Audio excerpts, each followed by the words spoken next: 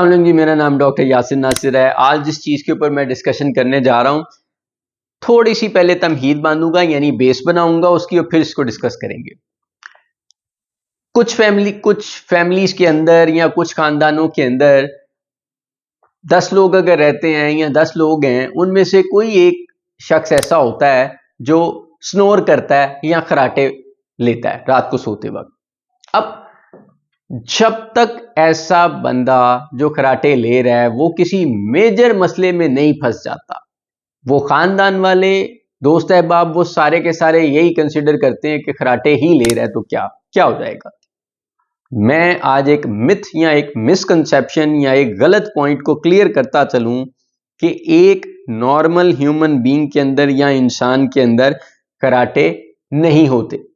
मैं अगेन अपनी बात को रिपीट कर रहा हूं, एक नॉर्मल इंसान जिसके अंदर कोई बीमारी नहीं है, किसी किस्म का कोई मसला नहीं चल रहा, नॉर्मल हाइट बिल्ट का बंदा है, अच्छी हाइट का, 20-25 साल का या बूढ़ा भी, उसके अंदर खराटों का रैशनैलिटी या खराटों का कोई तुक नहीं बनता। अगर कोई पेशेंट स्नोर कर रहा है या अगर कोई इंसान स्नोर कर रहा है, खराटे ले रहा है, तो आपने उसकी वजह को ढूंढना ही ढूंढना है। बीइंग अ डॉक्टर ये आपकी जिम्मेदारी है, और बीइंग अ पेशेंट ये आपकी जिम्मेदारी है कि आपने अपने रेलेवेंट फिजिशियन या डॉक्टर को मिलना ही है ताकि वो देखे कि खराटे क्यों आ रहे हैं।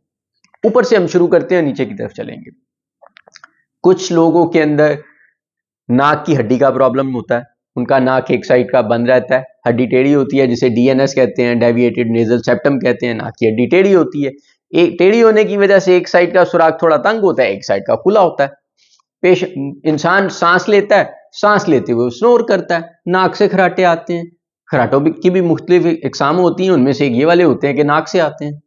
एक ऐसा पेशेंट या एक ऐसा इंसान जिसको टॉन्सिल्स का मसला है, गले का प्रॉब्लम है, थोड़ा नीचे चले जाते हैं, वो सोता है, वो सोते हुए उसके टॉन्सिल्स ऐसे होते हैं सेपरेट और फिर जुड़ जाते हैं आपस में। जब जुड़ जाते हैं तो वो जब हवा को अंदर लेके जाता है जोर लगाने से तो नॉइस पैदा होती है, उसमें भी खराटे आ सकते हैं। उसके नीचे कुछ पेशेंट के अंदर एडेनॉइड्स होते हैं, खास किस्म की चीज होती है, हम इसकी डेप्थ में नहीं जाएंगे, उनमें खराटे होते हैं। कुछ लोगों को बड़ी बीमारियां होती हैं मोटापे की वजह से, जिसे ऑब्स्ट्रक्टिव स्लीप एपनिया कहते हैं, उनमें भी खराटे आते हैं। कुछ लोग ऐसे होते हैं, रोड साइड एक्सीडेंट हुआ था कुछ साल पहले, उसके बाद उसको वेंटिलेटर पे डालना पड़ा, सांस का पाइप डाला था, मशीन के साथ लगा दिया, मशीन से तो वो उतर गया पेशेंट, लेकिन सांस की नाली के अंदर जो प्लास्टिक की ट्यूब डाली थी, जिसे एंडोट्रेकियल ट्यूब कहते हैं, नाम याद करने की जरूरत नहीं है, जब भी वेंटिलेटर के साथ कनेक्ट किया जाता है तो एक प्लास्टिक की ट्यूब डाली जाती है सांस की नाली के अंदर ताकि मशीन के साथ कनेक्ट कर सके। वो ट्यूब डाली थी, ट्यूब तो निकल गई, वेंटिलेटर की मशीन भी वक्त के साथ साथ बंद हो गई, लेकिन उस ट्यूब के डालने की वजह से जो सांस की नाली थी उसके अंदर थोड़ा सा एडहेजन बन गई या वो थोड़ी तंगी का शिकार हो गई।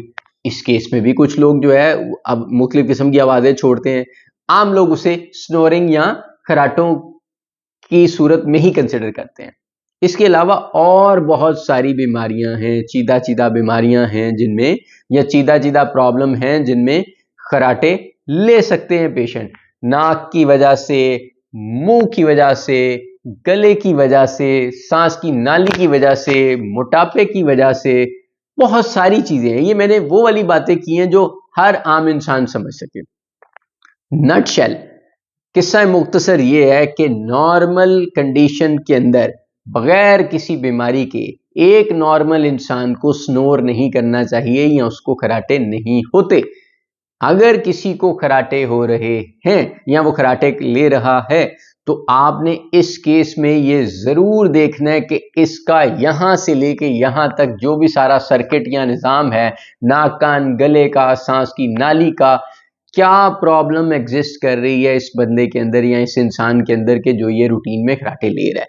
क्योंकि जितनी शुरुआती मरहले में इस चीज को पकड़ा जाता है उतनी आसानी होती है, जितनी वो प्रॉब्लम बढ़ती जाती है उतना ही तशखीस करने में भी मुश्किल होता है और फिर उसको ट्रीट करने में भी उतने प्रॉब्लम होते हैं। तो आप अगर आपकी फैमिली में या आपके जानने वालों में से कोई भी स्नोर करता है तो या खराटे लेता है तो आप फौरन अपने रेलेवेंट डॉक्टर को मिलिए। शुक्रिया।